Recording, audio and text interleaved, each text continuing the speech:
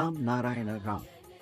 గత కొన్ని ఎపిసోడ్లలో మనం సృష్టి ఎందుకు సృష్టించబడింది, మనం మరియు మీరు ఎందుకు సృష్టించబడ్డాం అనే విషయం తెలుసుకున్నాం. ఈ రోజు మనం సృష్టి ఎక్కడ సృష్టించబడింది అనే విషయం గురించి మాట్లాడుకుంటాం.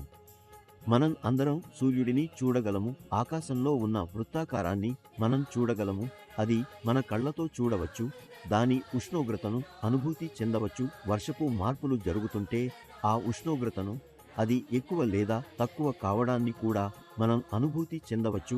మనం గాలి గురించి మాట్లాడితే గాలి అని పిలవబడే వాయువును కూడా మనం కేవలం అనుభూతి చేసుకోగలము.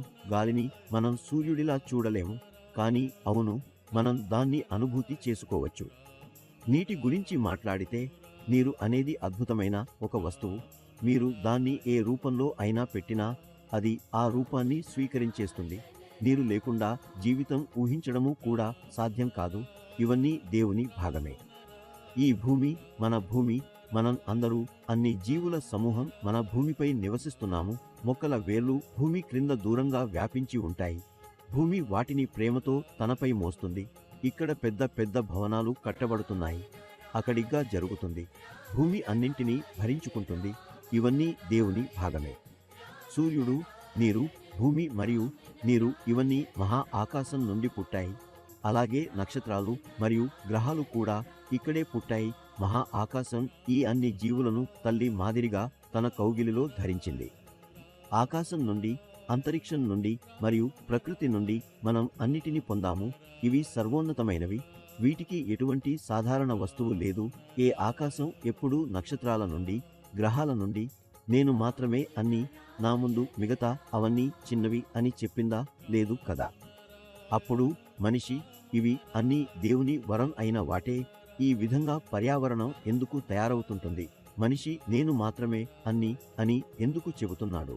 ఈ అన్ని విషయాలను, మనిషి స్వభావాన్ని మార్చడానికి ఈ రోజునే అవసరం. మనం భూమిపై సమానంగా నివసించాలనుకుంటే ఎవ్వరూ వేర్వేరు దృష్టిని ప్రదర్శించకుండా ఉండాలి. ఈర్ష్య చేయకూడదు. మీరు చాలాసార్లు చూసుంటారు, ఒకరే మరొకరికి సహాయం చేస్తే వెంటనే మనం చేసిన పనికి అవమానాన్ని చూపుతారు. ఒకవేళ ఒకరికి ఎటువంటి వస్తువు ఇచ్చి తిరిగి తాము కోరుకుంటారు. మనిషి ఇలా చేస్తూ ఎప్పుడూ కూడా తన వద్ద తన స్వంతమైన ఏమిటి, ఆ తాను తీసుకున్నది అన్నీ ఎక్కడి నుంచి వచ్చాయో అనుభవం చేయదు.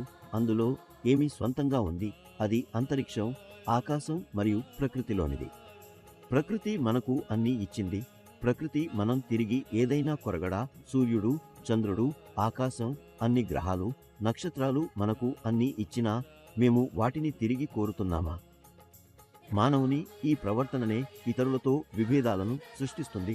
అది మనల్ని వేరు చేస్తుంది. మనకు ఆకాశం, ప్రకృతి నుండి నేర్చుకోవాలి. సూర్యుడు ఎప్పుడూ చెప్పలేదు, నేను నా కాంతిని ఈ జాతి వ్యక్తులకు మాత్రమే ఇస్తాను, ఈ మతానికి గాని ఇస్తాను. ఆకాశం ఎప్పుడూ చెప్పలేదు, నేను ఎవరికీ జీవనాన్ని ఇవ్వను. గ్రహాలు ఎప్పుడూ చెప్పలేదు, నేను నా శక్తిని ఇవ్వను. మానవునే ఈ ప్రవర్తన ద్వారా విభేదాలు పెంచుతాడు. మనం సూర్యుడు, ఆకాశం మరియు గ్రహాల మార్గం అనుసరించాలని మనం అభ్యర్థిస్తున్నాం. మీరు కూడా మీ స్వభావాన్ని సరిచేయాలనుకుంటే, ఒక నియమం ప్రకారం జీవించాలని అనుకుంటే, మీరు రామ్ నారాయణ రామ్ అనే మంత్రంతో అనుసంధానం చేయాలి. ఇది జీవితంలో కీలకమైన మార్పు తీసుకురావడానికి కారకం. ఈ నామంతో అనుసంధానం చేసిన లక్షలాది ప్రజలు తమ జీవితాన్ని మెరుగుపరుచుకున్నారు. జీవితం యొక్క సరైన అర్థాన్ని అర్థం చేసుకున్నారు. మరింత ఆలస్యం ఎందుకు చేస్తున్నా? మీరు మీకు సమయం దొరికినప్పుడు రామ్ నారాయణ రామ్ మంత్రాన్ని జపించండి మరియు మీ జీవితాన్ని విజయవంతంగా సాగించండి.